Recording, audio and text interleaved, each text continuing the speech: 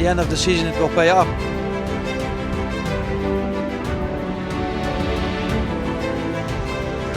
Rolling beans. It was laid out before there it is. Or even the breakneck. Most important, in the first race we thought that the race Racing from home was definitely a success. Merci Nico d'être là avec nous, merci de nous avoir accueillis chez toi. On est très heureux avec Hugo de faire cette interview. Est-ce que tu peux te présenter pour ceux qui ne te connaissent pas, ton palmarès, ton histoire? Bah moi du coup, Nicolas Musset, j'ai 25 ans. Ça va faire 10 ans là, que je fais du ski-car.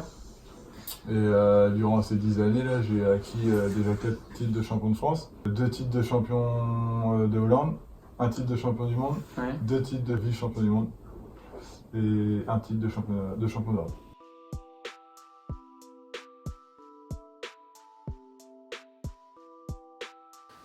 Quel est ton rôle sur le ski-car? Mon but dans le ski-car, c'est en gros dans les virages à droite, enfin dans les virages tout court, je fais contrepoids en fait. Donc un virage à droite, je vais me mettre à droite, Ouais. et le virage à gauche, je me mets à gauche. Après, dans les lignes droites, c'est aider le pilote à cabrer les trous, avoir une stabilité parfaite. Ouais. Et puis après, les jumps, c'est pareil, avoir une bonne stabilité. Et c'est un peu moi qui dirige en l'air, enfin qui dirige. C'est un peu moi qui fais le truc en l'air, quoi. Donc Ouais, si je veux le jeter un peu sur l'avant, voilà. Donc ouais, moi en gros, le but c'est qu'on soit toujours bien stable. Comme ça, le pilote, ça lui permet de mettre les gaz tout le temps ou plus tôt, quoi. Donc en gros, c'est ça. Et qu'est-ce qui t'a poussé à faire du ski-car? Bah moi depuis tout petit je suis né dans la moto, mes parents sont dans la moto aussi. Ouais. Donc toute la famille baignait dedans, du coup bah, Ouais. j'ai eu la piqûre et je suis resté dedans, quoi. T'es dedans, hein. Ouais. Et du coup ouais, j'ai commencé un peu en moto, j'ai fait un peu de moto en loisir jusqu'en 80. Et puis après mon père faisait du ski-car. Du coup Ouais. voilà, il m'a monté deux, trois fois en entraînement. Puis j'ai Ça kiffé, t'a plu? J'ai kiffé grave. Ouais, comme J'avais nous. commencé, j'avais 12 ans. Ouais, normal. Ouais. Ouais, nous c'était pareil avec Hugo quand on a commencé. T'es piqué quoi, hein, c'est ça? Ouais, encore plus vous. Vous, c'est les jeunes générations, quoi. Donc, Ouais, c'est sûr. Ouais. C'est sûr. Donc là, on sort d'une année 2019 où tu as fait 3ème du championnat du monde. Ouais. Pour l'année 2020, tu changes de pilote. Tu t'associes avec le champion du monde en titre, avec lequel tu as été champion du monde en 2017. C'est ça. Donc pourquoi ce choix de changer de structure? Déjà, j'ai passé 2 années, 18-2019, avec Koen Hermans. D'accord. C'était cool.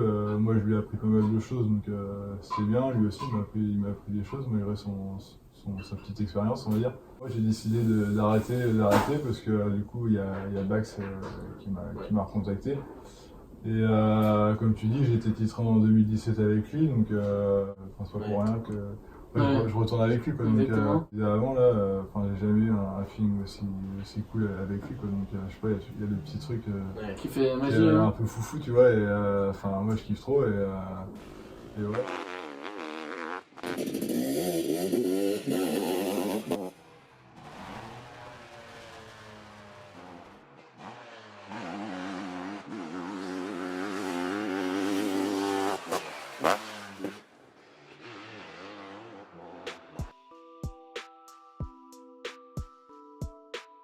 Le choix aussi qui m'a fait changer d'avis, c'est que tu regardes le paddock, qui c'est qui va avoir le premier, c'est Etienne Etienne Bax. Bax, la structure elle est parfaite, et je pense aussi c'est ça son point fort. Il y a tous les tours qui suivent quand tu vas au workshop, et les car tout est nickel, et voilà, moi ce que je veux c'est acquérir des titres, hein, donc là je suis jeune, donc j'essaie de prendre les meilleures décisions que je peux. Donc, Bax, lui, il a quand même une plus grosse expérience, il a 30 ans et ça fait plusieurs années qu'il fait du ski-car. Moi je veux faire, lui il le fait, donc je veux dire c'est top, quoi. Tous les deux ça match. Il n'y a pas besoin de se poser de questions, Bien sûr. il y a vraiment le feeling. Je pense que lui ce qu'il ressent, je le ressens, et vice versa, et je pense que c'est ça qui fait notre point fort aussi. D'accord. Meilleure complicité. Oui. Ouais, grave. Après, c'est une adaptation, hein. Enfin, vous le savez, c'est une adaptation au pilote, mais je sais pas, avec lui, là j'ai refait 2-3 entraînements encore, depuis que j'ai repris, là, direct, je sais pas, il y a le truc. Donc, Ouais. non, je pense que ça va être une bonne saison. Quels sont les objectifs du coup du team pour la saison 2020?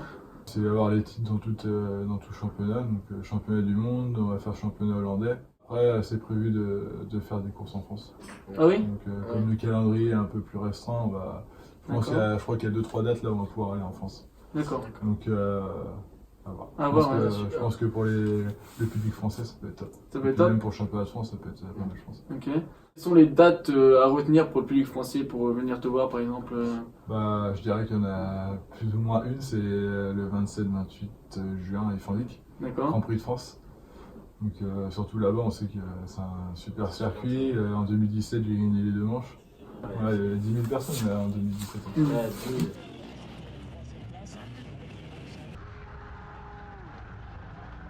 On voit aussi, parce qu'on a arrêté le SICA, mais aussi on suit sur les réseaux sociaux, on voit que le sport commence à prendre en professionnalisme. Qu'est-ce que tu en penses de cette nouvelle énergie qui prend dans le SICA et aussi l'arrivée de promoteurs? Ouais.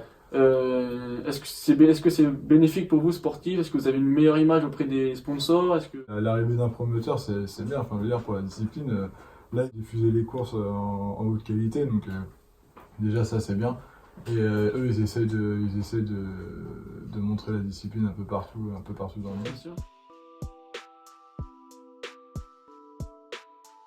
Donc tu es l'un des meilleurs passagers au monde, si ce n'est le meilleur aujourd'hui.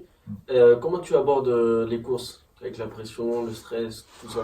J'ai commencé dans la discipline, j'avais pas trop de stress, je vais pas dire que je suis vieux, mais j'étais plus jeune que maintenant du coup, et j'avais vraiment aucun stress. Et là, maintenant, moi j'ai 25 ans, mais au fil des années, je ressens un peu plus de stress. Alors pourquoi, je sais pas. Mais encore plus quand tu es en haut niveau et en haut du classement, quand tu joues un titre, t'as toujours le truc, t'as pas envie de faire une. Décevoir. Ouais, de décevoir.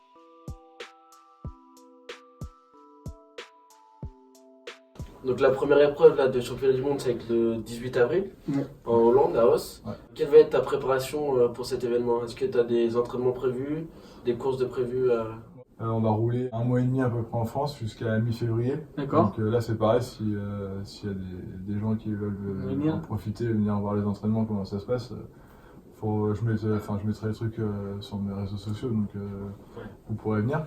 Et puis après, mi-février, je repars en Hollande, où là on va attaquer le sable pendant 1 mois. Et puis après, avant le Grand Prix en Hollande, il y a quand même pas mal de championnats hollandais, je crois qu'il y a 3-4 courses du championnat hollandais. Pour se préparer. Donc ça va bien nous mettre dedans, et voilà, donc on verra comment ça se passe, mais Ouais, d'accord. normalement ça va être cool. Et Ouais. comment ça se passe la relation avec Etienne Bax qui est néerlandais? L'anglais, c'est pas trop compliqué, la barrière de la langue? Non, ça va, après c'est plus ou moins compliqué, je veux dire, c'est plus l'accent, bien communiquer le samedi, Ouais. comme ça le dimanche, le jour de la course, je veux dire, c'est easy, on C'est parle prêt. pas, quoi qu'il se passe, de toute façon on n'a pas trop à se parler, quoi. Donc, Ouais. à D'accord. part s'il y a vraiment un imprévu, mais Ouais. on n'a pas trop besoin de parler, donc je veux dire, la barrière de la langue, non, c'est pas trop un souci, on parle en anglais. Donc.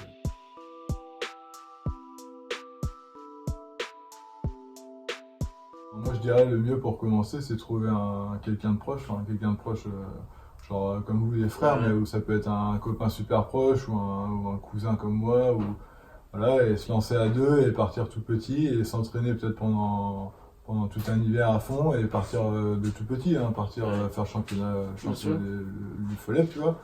Et puis comme ça permet de faire 2-3 courses, de voir comment ça se passe, comment ça réagit déjà à plusieurs. Ouais. Et puis après, selon le niveau, moi je dis faut pas rester en bas niveau, pour évoluer, faut aller au-dessus un peu de nos moyens, Bien et sûr. comme ça on pousse. Pousser les limites. On Et pousse puis, les limites, et c'est comme ça D'accord. qu'on va arriver à évoluer, mais de toute façon, faut pas hésiter. Si vous en avez l'envie, faut y aller. Allez. Mm.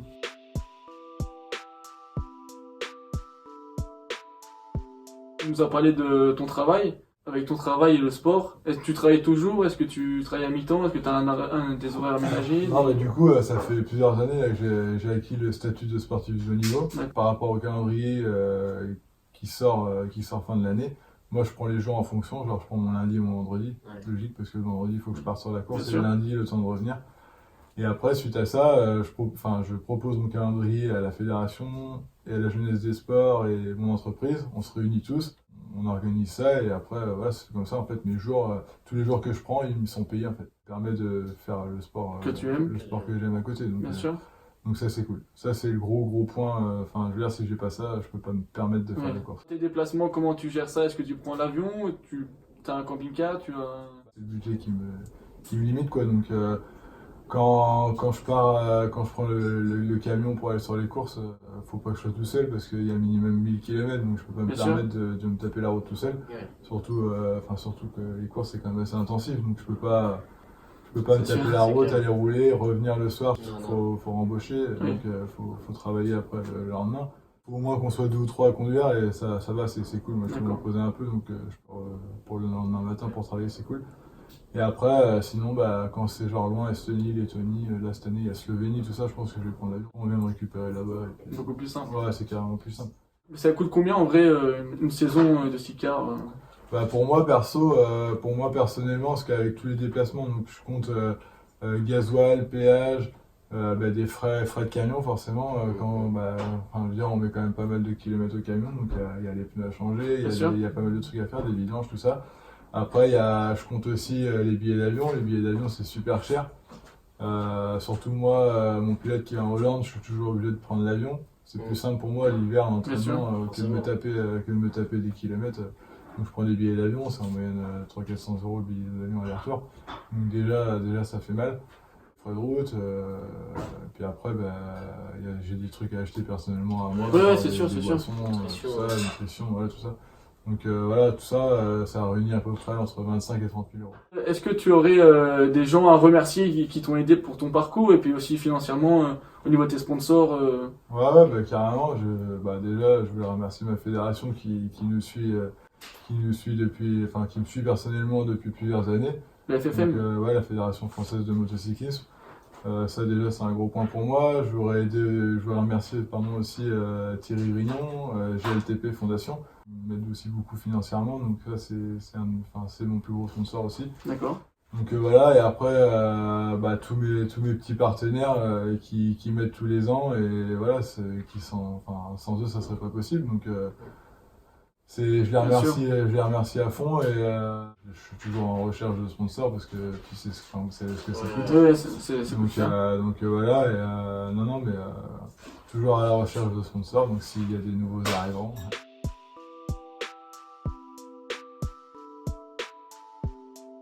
T'es chaud toi en moto? Moi? Ouais. Ah d'accord. Je pense que vous allez rigoler. Hein. Ah ouais? Ah ouais? Ah, je pense. T'as déjà roulé sur quoi? J'ai commencé, j'avais 3 ans, tu sais, j'ai commencé sur les cuirs, les petits piouis. Ouais, sur ça, après j'ai eu un 60, c'est les KTM, les 60 KTM. Les vieilles là, après je suis passé sur un 80 Yamaha sans embrayage, c'était des vitesses là. Des vitesses automatiques là. Délire ça. Ouais, c'est cool, j'avais ça. Et après mon père m'a acheté un 80 KX là. Et du coup j'ai roulé avec ça et après j'ai arrêté. Et non, je suis pas ouf. Je me verra. Qu'est-ce que tu pensais des terrains au Super du Monde? Les textures de terre elles sont cool. Enfin, genre avant c'était soit bien dur ou soit du sable. Ouais. Et les préparations c'est pareil, elles commencent à être pas mal. C'est pas mal. Ouais. Après voilà, c'est un peu toujours les mêmes. C'est ça qui est un peu chiant. Et là du coup avec le promoteur. Ça va changer? Ça va changer parce que tu vois, comme je disais tout à l'heure, il y a la Slovénie là, qui va rentrer dans le championnat. Donc on connaît pas du tout le circuit. Super. Après là il y a Ginin en République tchèque. Ils ont déjà fait des grands prix là-bas, mais ça fait longtemps qu'ils n'en ont pas fait.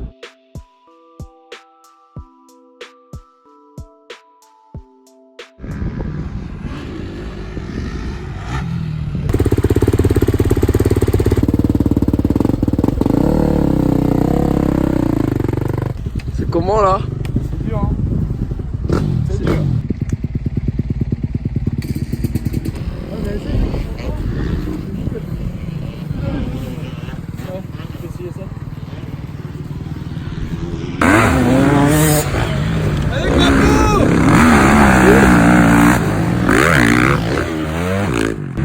Découpe-le Damien. Elle l'a fait qu'elle Oh elle est bien celle-là mon bijou. Celle-là, elle est belle. celui-là.